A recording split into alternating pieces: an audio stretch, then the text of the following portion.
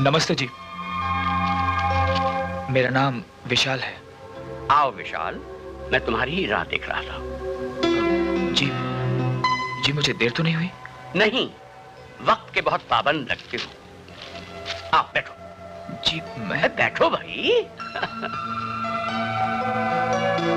क्या पियोगे, चाय, कॉफी या कोल्ड ड्रिंक? जी नहीं, सिर्फ पानी। अरे भाई पानी भी पी लेना, मगर उसके बाद कॉफी या चाय।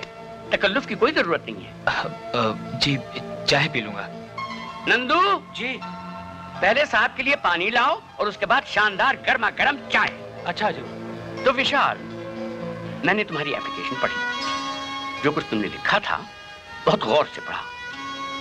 इससे एक बात जाहिर हुई, और वो ये कि तुम इस वक्त बड़े परेशान हो। एक तरफ मां की बीमारी, दूसरी तरफ तुम्हारी बेकारी।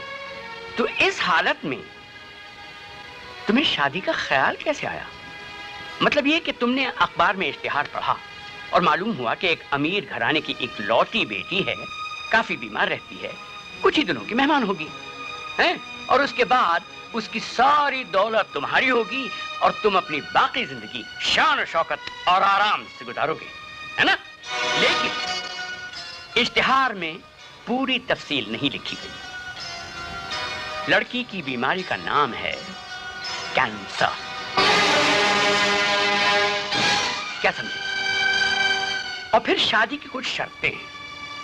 पहली शर्त, शादी के बाद लड़की के घर पे रहना होगा। दूसरी शर्त, लड़की का हर वक्त ख्याल रखना होगा और उसे खुश रखना होगा।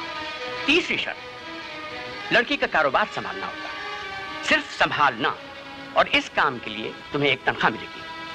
चौथी शर्त, लड़की की सारी दौलत और जायदाद पे सिर्फ उसका हक होगा।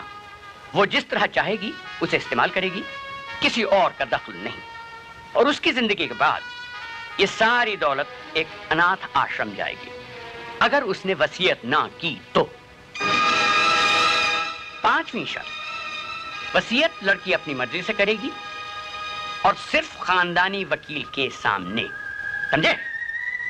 और कुछ? बस और कुछ नहीं। जी मुझे लड़की की जायदाद और दौलत से कोई वास्ता नहीं है, और ना ही मुझे कुछ चाहिए उससे। कुछ नहीं चाहिए उससे? यानी बगैर किसी मतलब के तुम शादी करोगे उससे? गलत युग में पैदा हुए हो तुम विशाल। सतयुग की कथाओं से निकलकर तुम ये कलयुग में कैसे आ गए? मैं सतयुग की किसी कथा का कोई पात्र या किरदार नहीं हूं साहब। मैं तो इस कलयुग की एक बीमार मां की आखिरी उम्मीद हूं, जिसने मेहनत मजदूरी करके मुझे पढ़ाया, लिखाया और अपनी जान को कई रोक लगा ली है। उसकी उम्मीदों को डिग्री के रूप में लेकर मैं ना जाने कहां कहां नहीं भटका, लेकिन हर जगह से सिवाय मायूसी की और कुछ नहीं मिला मुझे। नौकरी के कॉलम के साथ आपके इश्तिहार पर नजर पड़ी तो सोचा कि एक बड़े घर की बेटी है, अगर शादी हो गई तो कम से कम उस बीमार की सेवा के बदले में एक बड़ी सिफारिश तो मिल ही जाएगी। सिफारिश? जी हाँ, सिफारिश। आज मुझे डिग्री या डिप्लोमा के बजाय सिर्फ एक सिफारिश चाहिए। अगर सिफारिश होगी तो नौकरी होगी, नौकरी होगी तो माँ का इलाज होगा, और माँ की अच्छी सेहत और सुख के लिए मैं अपनी हर खुशी को दांव पे लगा दूंगा। मेरा यकीन कीजिए सेठ साहब, अगर आपकी लड़की की वजह से मेरी माँ को नई जिंदगी मिली तो मैं उसके रास्ते के हर कांटे पे अपना हाथ रख दूंगा। जितनी भी जिंदगी आपकी बेटी के नसीब में है, मैं उसे खुशियों से भर दूंगा। मेरा यकीन कीजिए। ये सब कुछ तुम अपनी माँ की खातिर करना चाहते हो?